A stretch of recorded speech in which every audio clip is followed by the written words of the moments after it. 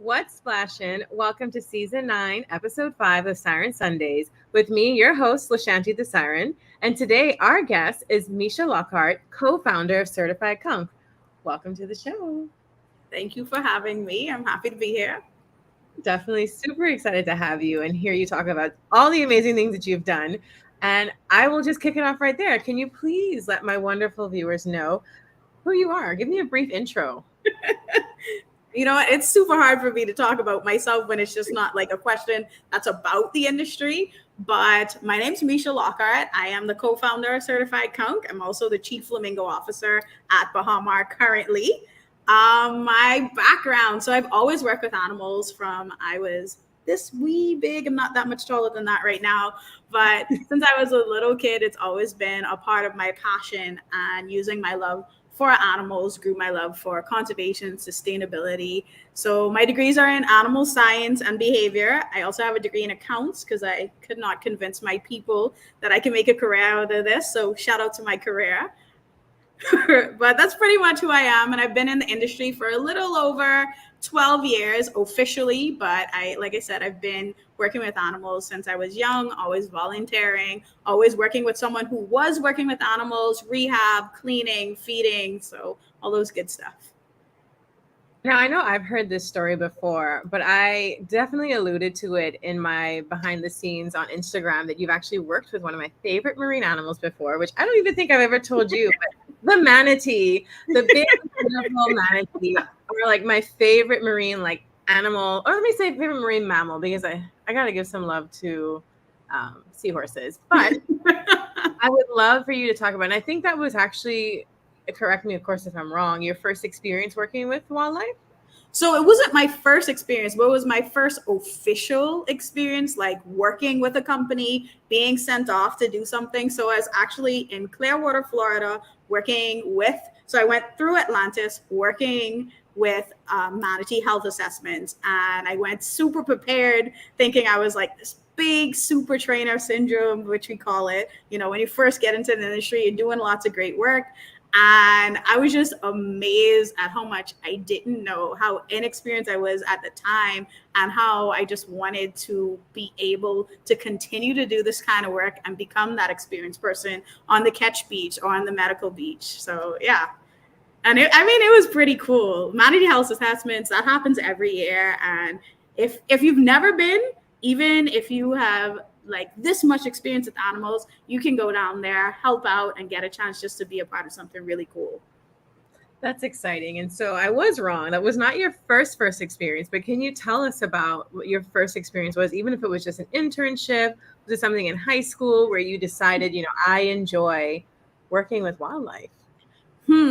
So here's the thing, and this is something that I have told my family, my friends, and everything, is that I kind of feel like I came out of the womb working with animals. Like everything I've ever done is like wanting to work with animals has inspired me to do everything else I've done in life, if that makes sense. So not the inspiration coming from the other way around, like I met an animal and I was working with them. It's just at every point in turn, I would say, I want to do this with a cat, or I used to raise ladybugs, like different things that I wanted to do. But of course, growing up in the Caribbean, having very strong Caribbean family base and parents, it was like, you have to go to school, you have to go to college, you have to learn this. If you want to work with animals, you need to be a vet, you need this education. So it was kind of like the inspiration to do those other things came from this one love and one passion.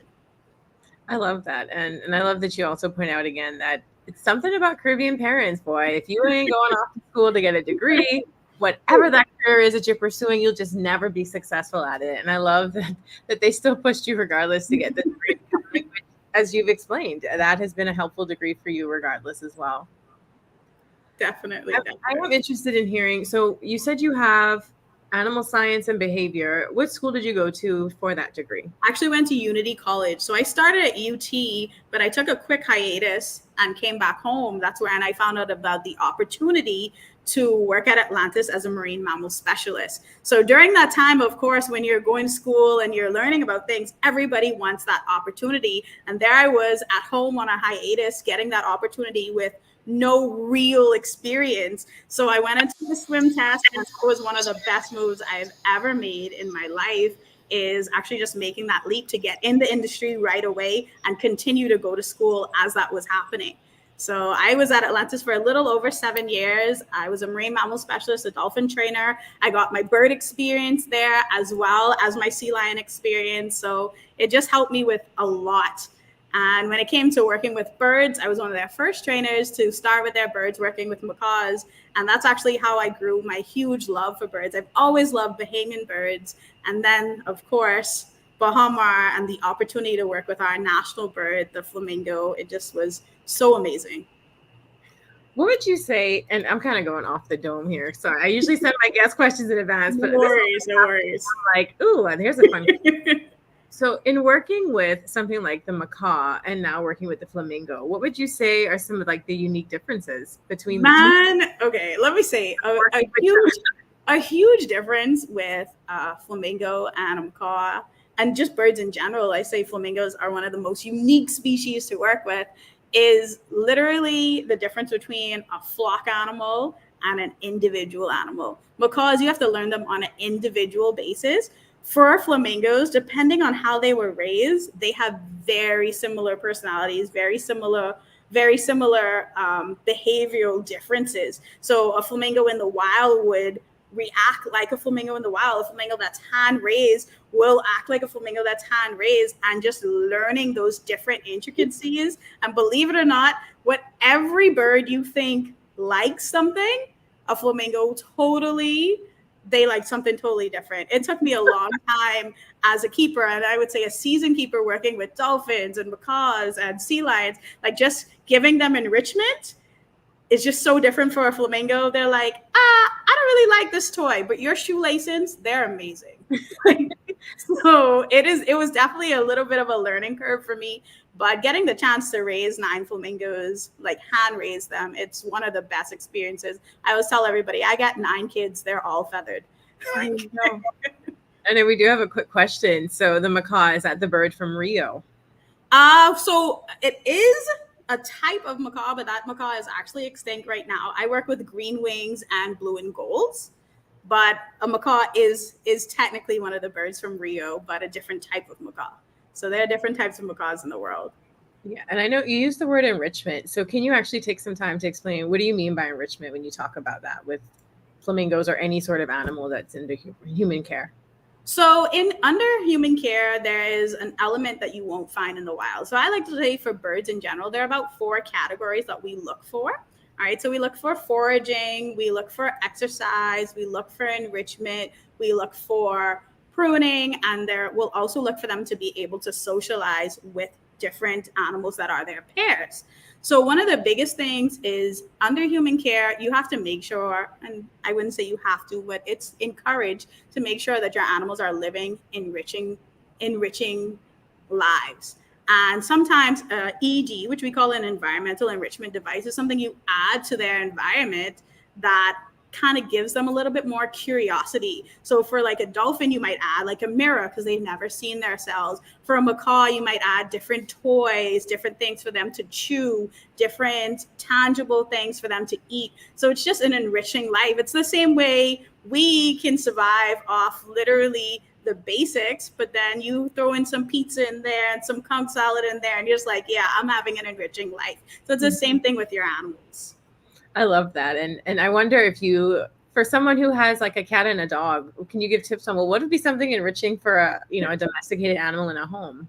Well, it really depends. So a lot of times when I say when you're going to give something enriching to an animal, first thing you want to do is do some research. Like, you don't want to invent the wheel. There are people who have already checked to see what cats like and what dogs like. And then you want to go from an individual basis and say, okay, does my cat like this? So sometimes feathers work. Sometimes if you want to make sure they're exercising, you can get a clicker and a pointer to kind of get them moving. So it's those kind of things, and just working with the species and their innate behavior. So for cats, it would definitely be like They're very primal, so they like to jump and leap at things. So giving them things that move away from them is enriching to them. So if you ever seen those little mouse toys or anything that's moving, they like those kind of things. For a dog, it's the same thing, except they do like that engagement. At least that's what I find. Dogs form very, very strong bonds with their humans. So that engagement of playing fetch or playing with a ball, getting to run, those kind of things. So just really finding out what the animal innately likes in that behavior. Yeah. I feel like one of my dogs is similar to a cat. She just wants things that she can dart after. So I appreciate you giving some wisdom, not only to the viewers, but to me as well. And I know I do want to touch on, our topic is wildlife and conservation. And I've definitely been faced with this question. I'm sure you probably have in your career.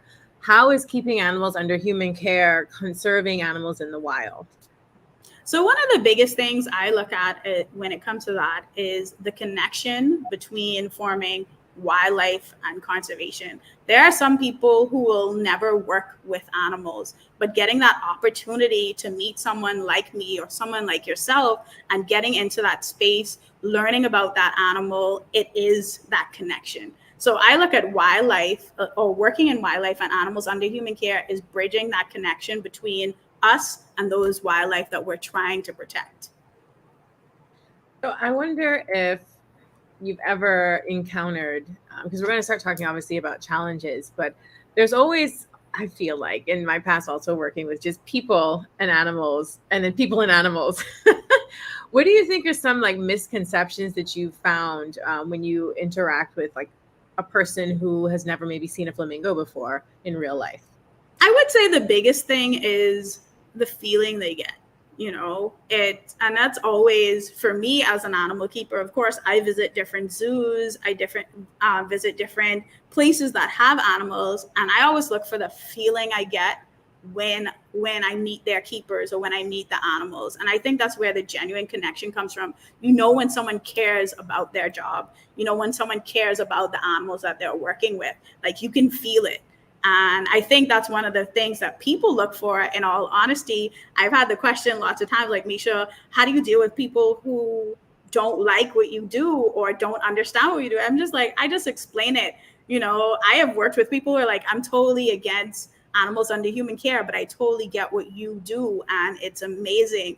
And not that you're going to change their mind, but it's kind of like bridging that gap as well. I don't particularly enjoy certain things that happen in everyday life, but I do understand why it's happening. And sometimes you can just kind of get an understanding, if that makes sense. So Yeah. for me, it's mostly like I've never encountered anyone who met me and said, you know what, like she's doing the wrong thing. Like, if that makes sense. Oh yeah, no. In all honesty, like I do it because I love it and I care about the work.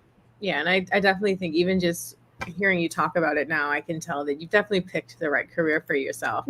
So I wonder if maybe you do have an experience that you can share when maybe you've met a person who was afraid of one of the animals that you might have been working with, any of them, not even the flamingo specifically, but you actually were able to give them, whether it be an aha moment where they realize, oh, wow, everything you're saying about protecting this animal in the wild makes sense, or even just a moment where they figured, I didn't think I could care, and now because of you, I do.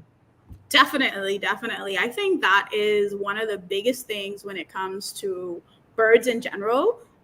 For some reason, and I'm not sure where it came from, there are lots of people in the world that are scared of birds. Not that they dislike them, but they're afraid of them. And we do encounter that. And especially like a flamingo, when you first meet them and they're right in front of you, when you're looking at them, you're like, oh, wow, they're pink, they're beautiful. But when you go and you look at a flamingo, sometimes that fear does happen.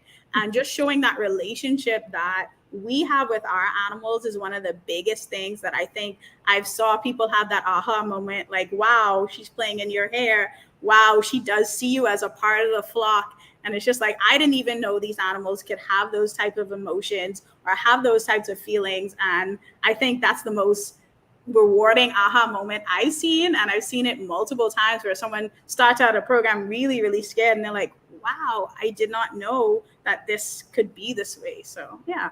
That's awesome. Would you say that there's been a behavior that you've had to train before that was one of your favorite? And it doesn't have to be, again, specific to flamingos, but I know you've done a lot of training, and I don't want to miss the opportunity to talk to you about that because I've always been just so fascinated with my animal trainers in general. So I would say one of my favorite behaviors to train was a front flip for a dolphin. And it was mostly because I didn't want to train it. It wasn't a behavior that I had specifically wanted to train for that animal. It was just that other animals or other dolphins were learning to do it at the time, and she showed so much interest in it that her, as her senior keeper at that time, I was just like, you know what, I feel like Electra wants to do this. She wants to do this behavior, so I want to make sure she gets it right, because she would just like go to the side and do like this half flip, like, hey, I can do that type thing. And then I was just like, you know what, this is pretty cool. So it was pretty rewarding, because I felt like the first time she did the full rotation and popped up, like I looked at her and she looked at me, and it was like this, like, we did it thing. Like, yeah, so yeah, I always find any animal trainer I meet, it's definitely one of those careers where it's so hard to move on from like facilities or an animal. Like they genuinely become a part of your family, and they become the reason why you go to work. And I know that, like you were saying, when people come to visit different facilities and they get to meet the people who work with these animals, that to me, as well as I agree with you, that's really the key factor in what can change someone's opinion about working with animals, but also just like preserving animals in the wild. And so amazing story. And I love that for you, and Electra. So, but I will ask, like, what are some of the biggest challenges that you've encountered over your animal training career? So I think one of the biggest challenges, not just in my animal career, but in conservation and sustainability and everything, is I am I like to think of myself as like an innovator. I like to come with new ideas, new ways to target things. And sometimes, of course, we do have people who are in the industry that come with a tremendous amount of experience, but they also sometimes can come with we've always done it this way. And I think one of the biggest challenges for me has been kind of hitting those walls and being like, hey, maybe we can try it this way. Maybe it doesn't always have to be this particular route. So that's one of the biggest things, but I think it's also one of my success stories in overcoming that. Yeah. I know I popped the comment up, and I do want to bring it up in the conversation. This is again one of those moments where we're so used to working with animals and doing these sorts of things that we forget that some people who are probably never working with animals don't realize that not only dolphins, but these different animals, they actually do have personalities. And totally. Right. And so I would love if you could share maybe a story about an animal that you've had that you thought had the coolest or most unique personality that you've ever encountered. Well, I'd have to say my first flamingo, Baja. Like, he's super chill. So think, and that's the way I describe him as anything, is that he's so chill. And the first set of flamingos we had were 4 flamingos, and they all have different personalities. And Baja is like that guy. He's like, okay, we go in this way, cool. You want to check my feathers? Cool. I'm gonna check this out. Gonna check that out. So he's like the super chill guy. Always, I like to call him like Mr. Supportive. So no matter what you're looking to do, he's just like, if it's workable, we'll do it. So I like to think he's like my biggest fan sometimes. So I'm like, if I ask Baja to do it and he feels safe, he's gonna do it. So he's like super chill. But then of course I got Canoe, who is like the complete opposite. Literally my second favorite flamingo, but they're like on the same level in all honesty. Like, just hatched last year, and Canoe is not chill. He's just like, show me all the steps. Okay, maybe I'll think about it. But those are the 2 personalities I like to work with. And then of course, I can't give up one of my favorite dolphins, Electra, who I've already mentioned. I mean, her personality, she is smarter than most people I know. Like, literally a genius. Like, not everyone has worked with dolphins, but you always go down there with a plan, and sometimes the plan doesn't work, and you'll switch the plan. We used to have this rule: we'll try a plan twice, and if it fails, we'll switch the plan. And Electra was so smart that if we switched the plan, she'd be like, okay, it's been 2 times. They're going to adjust and do the opposite thing. So I shall also do the opposite thing. It was beautiful. Like, Oh my just gosh. super smart. Yeah, and if I may, you just made me remember this hilarious story. And now that I see Vita's actually watching, at my time at Dolphin Encounters, I worked a lot with the kids, and I got the opportunity on several occasions to interact with the dolphins in ways that a lot of people would never had the chance to say. And there was this particular program that we wanted to do with the kids where we were like, be a trainer for a day. We're going to make sure that you learn how to do the right hand signal. You know, you have to position the hand correctly, move the hand properly, all the fancy stuff. And there's this one kid who could not get this one movement. And I wish I could remember the name of this, but you know, it was to get the dolphin to go backwards, come up out of the water and almost do like a, you know, a backwards walk. Backwards tail walk. Tail walk, that. And this dolphin, and I'm pretty sure, I feel like it was Abago, super smart. We thought that she was the best dolphin for this because she was patient, you know, and she was very smart and she could really kind of pick up on what was going on with these kids. And this one kid would not do the full hand open palm. They were doing like one finger. So I think she realized what they were asking for. And she decided to she swam back a bit. She came forward and she just started squirting the kid with water. Like, you're doing it wrong. And so the trainer had to then step in and hold the kid's hand, and it eventually happened. And even in that moment, I realized, wow, this dolphin's personality is hilarious, because she's like, I know you're doing the wrong thing. I saw what she's trying to tell you to do. Exactly. Listen, that was, I totally understand that. I used to have a dolphin who also, like, we used to joke around that if she saw you tell guests not to touch her in the face, and like if you went like, do not touch Sasha in the face, and she saw you tell them that, and they came there and did the wrong thing, she'd just swim off. She's like, I saw the keeper tell you not to do it, right? Mm-hmm. And then if you didn't, and we used to test it, like if you didn't tell them not to do it, you just told them go down there like this, and they came down there and they didn't do the right thing, she'd stay. She'd just be like, okay, the keeper didn't tell you. And then if you told them and they still did it, she's somewhere. She's like, so definitely she acknowledged when you knew and when you didn't know. I love that. Yeah. And I think I feel like everyone should have the opportunity to work with animals. I think they all have different types of intelligence, but I'm curious, in your opinion, do you think that there's a type of animal that is more intelligent than others? So I used to think that, but I like to think that, you know, you can't judge animals on intelligence when you're crossing species, because there are just certain things that are innate. There are things that are primal. There are things that just are unique to the animal in itself. So if you have to look at it, you can say that pigs are extremely smart because they are.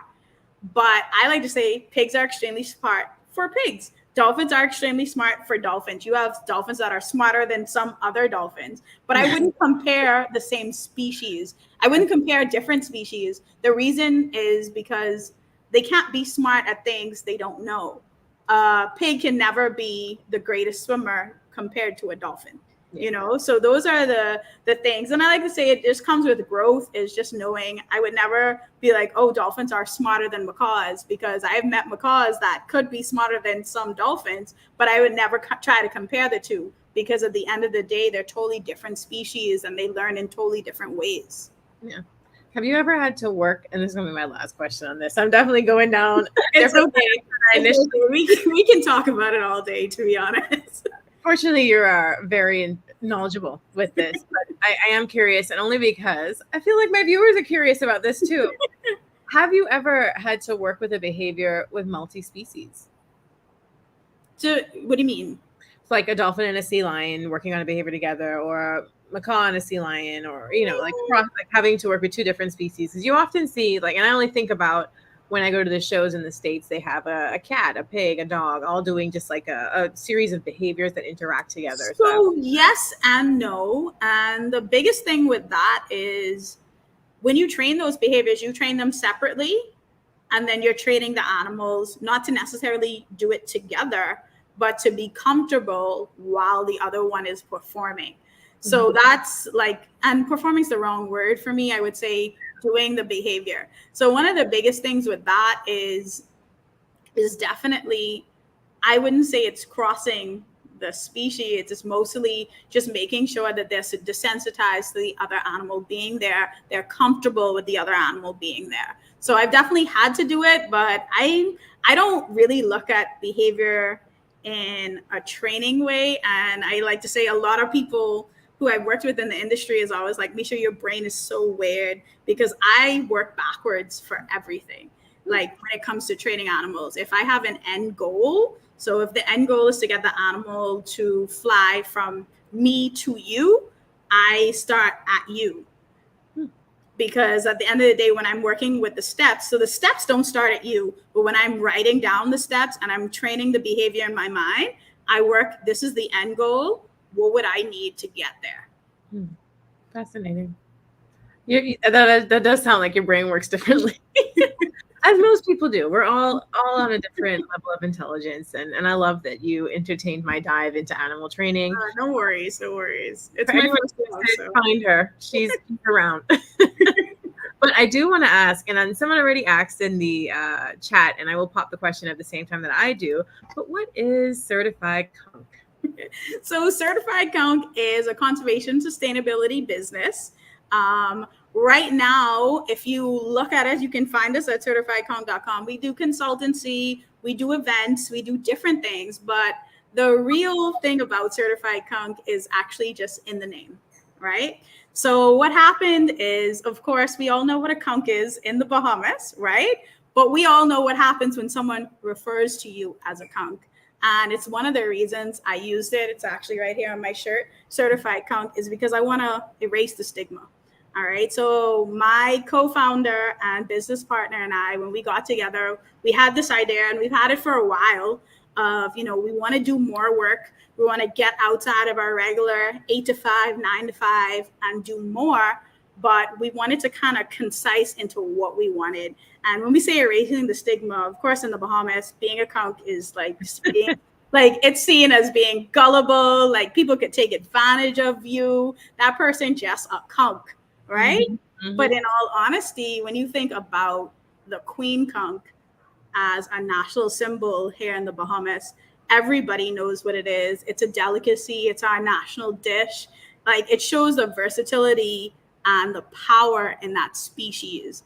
And I look at it and I'm just like, they try to make being a conch seem like a bad thing, but is it? Is it a bad thing? Like that's really what I'm looking at. And that's the reason we went with Certified Conch. So we have a few different platforms. Of course, our platforms, I'm just going to go over them really quickly with you, but let me just pull that up. And you guys can check us out as well. But of course, we got environmental awareness. Cultural inclusion is like one of my biggest things. And of course, just conch is a part of our culture. And the biggest thing is we do stand to lose them if we don't play our hand right. And I think everybody kind of is trying to ignore that reality.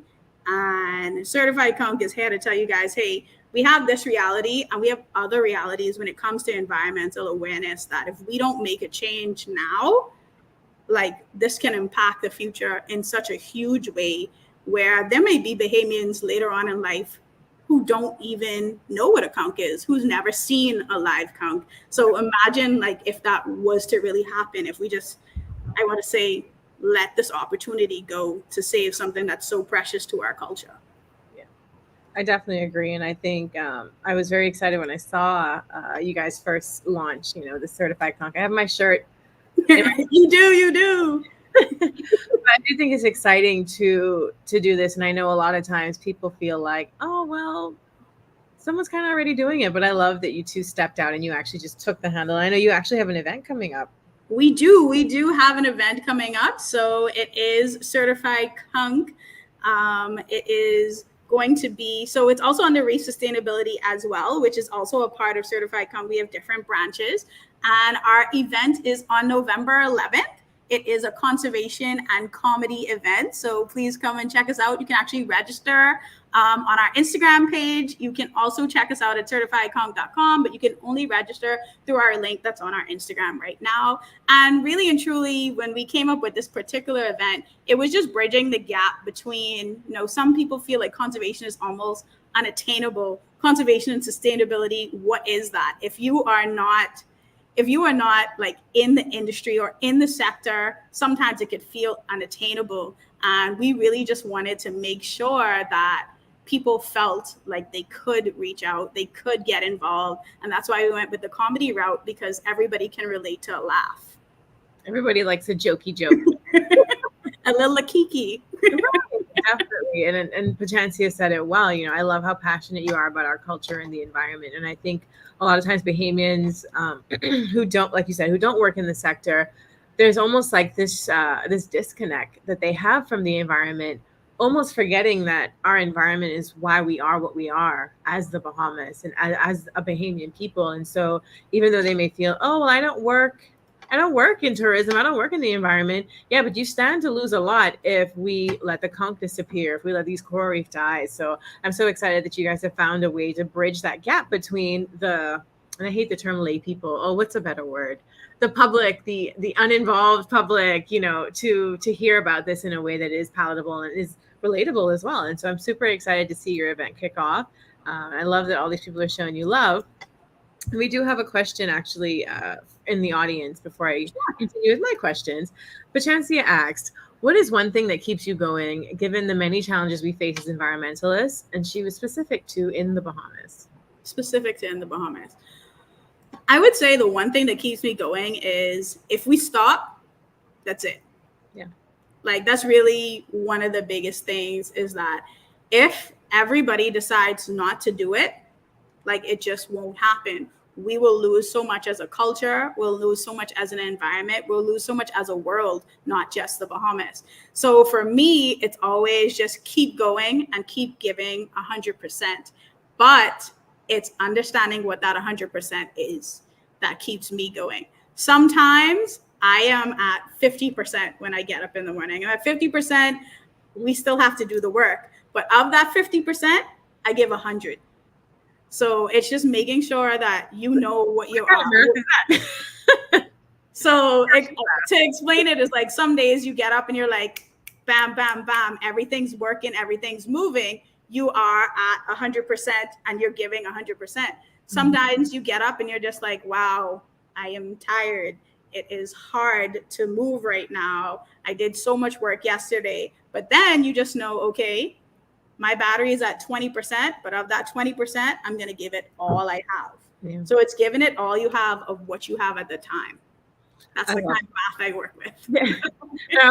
I only do that because of the joke of girl math, but there's definitely, I think, for people who are passionate about what they do, and I find that conservation might be one of those sectors where I would say over 90%, if not 100% of the people who work in it are in it because they are passionate. It's not a money-making it is not a money-making career. It is not. Really isn't. It really isn't. In this because you're genuinely passionate about the environment, but more important than anything, you're passionate about the people. And so I love that, you know, in Pachancia's statement, you guys are focused on like this cultural aspect that is often missed. Missed. That sounds like a weird word. Got it. Yeah. Often missed whenever people think about the importance of conserving the environment. So kudos to you guys. I'm super excited to see you continue to grow. I do wonder, what advice would you give to someone? I know you just gave a beautiful example of giving 100% all the time, but what advice would you give to people who are interested in pursuing, whether it be a career in animal training or this, you know, passion-driven conservation business? I would say my biggest advice is do it or don't do it.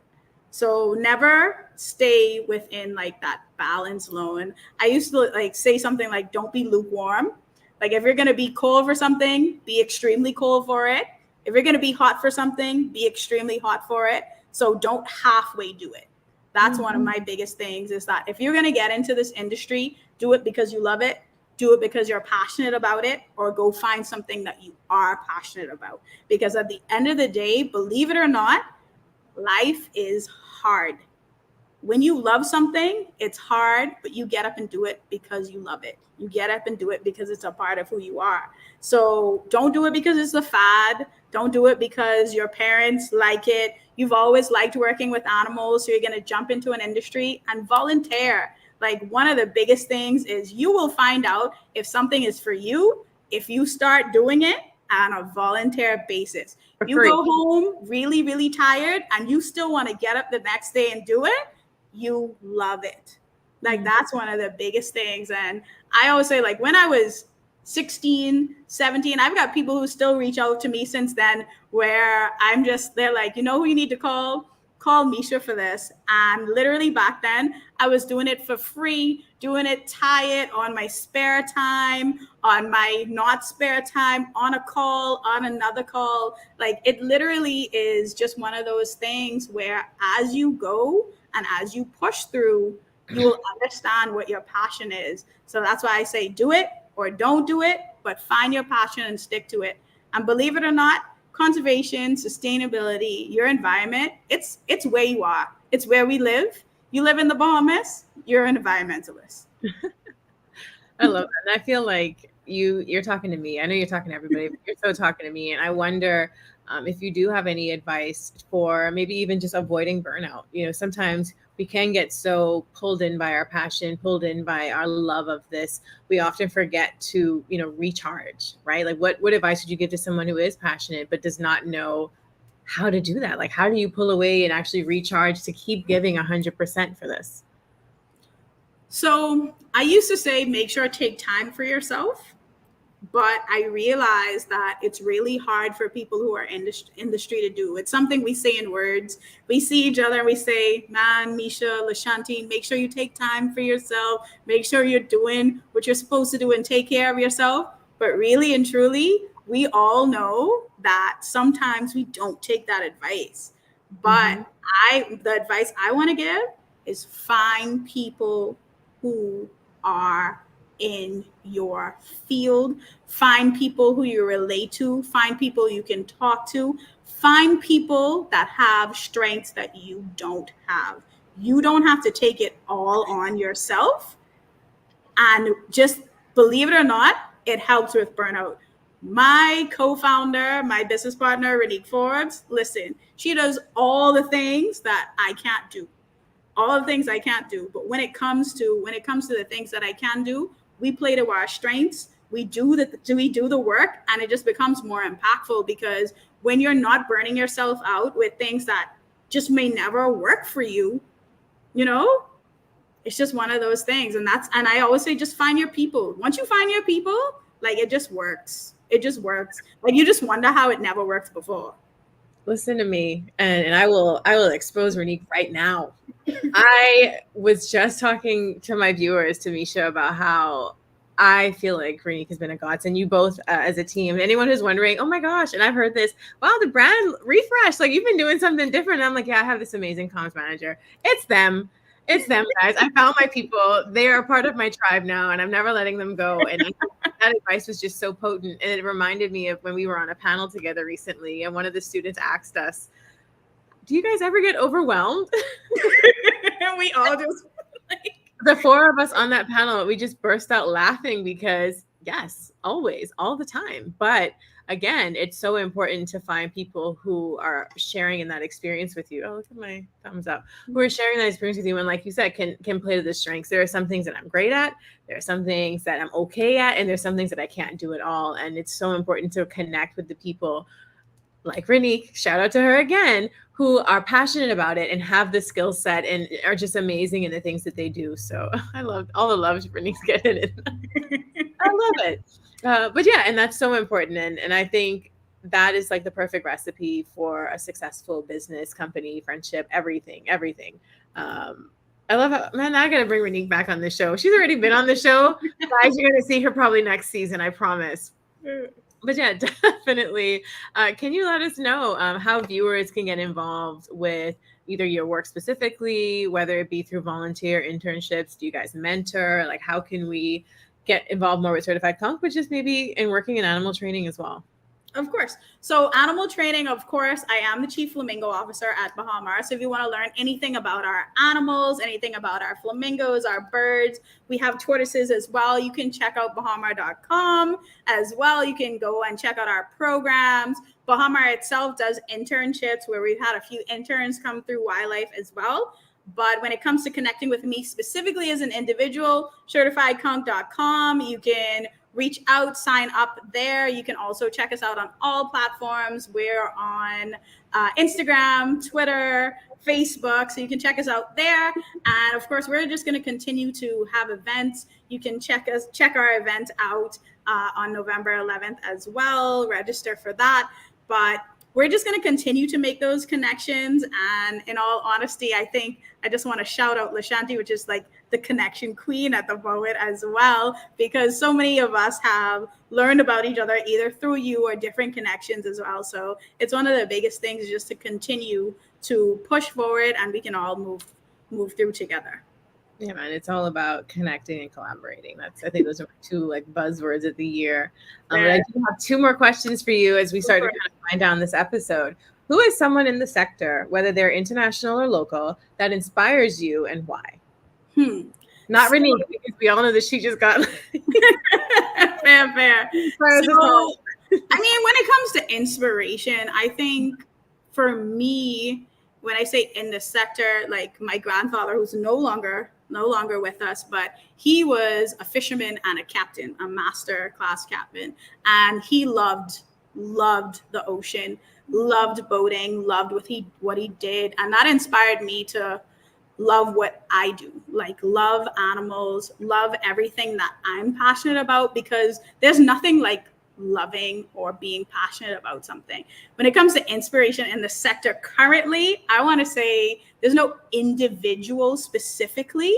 Like if I had to say right now, I'd say you inspire me, Renique inspires me, everybody in the sector right now who is continuing to push forward, move the needle, and do the work is an inspiration, because at the end of the day, if we don't work together and we don't keep pushing, it won't work. Right. Yeah, I love that. Yeah, and I'm also always continually inspired by the guests that I have on my show, the guests that have not been on this show, the people who I've worked with in the past, the people I've yet to work with, just because we're doing the work. We're doing the damn thing. Like we're doing the thing. Right. I'm hopeful and excited and optimistic that our generation will carry the baton, but not only simply carry it, but we will sprint, run, push, and kick and fight for our environment, because we know that, the baton's broken. We have to fix it first. It's so much work to do, and I'm so excited to continue working with you guys, of course, but also just I'm excited to see how everything unfolds when it comes to not only our environment, but even the species and the people and the public becoming just more aware and more involved. And so this is the moment where I ask you, is there a particular mantra or some final thoughts that you'd want to share, like as a leaving word for our viewers? Maybe a quote that inspires you, or just maybe even a lesson learned. So I think one of the biggest things for me that I would like to leave is, conservation and sustainability is for everyone. And I think it's really important for us that are in the sector, for us that have made a career out of this, made a path out of this, to make space for, like you said, the layperson, the people who won't pursue this as the career, who aren't getting the master's, who aren't going to school for this. Because at the end of the day, your doctor can be a conservationist. Your bartender can be a conservationist. You live in the Bahamas, everyone is an environmentalist. So it's just really implementing creative ways to like bring education, bring awareness, like just be inclusive. Because at the end of the day, if we don't all work together, it won't work.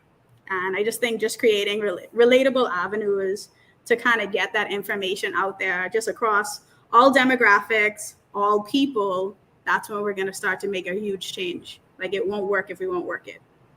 I love that. I can't even add to that. I love it. Thank you so much for taking the time out on your Sunday afternoon to be on the show with me. Thank you guys for watching and riding the wave with us for another what in the world? You got it. Thank you for riding this wave with us on another season and episode of Siren Sundays. Hope to see you all soon. All waves yours, Lashanti. Bye, guys. See you later.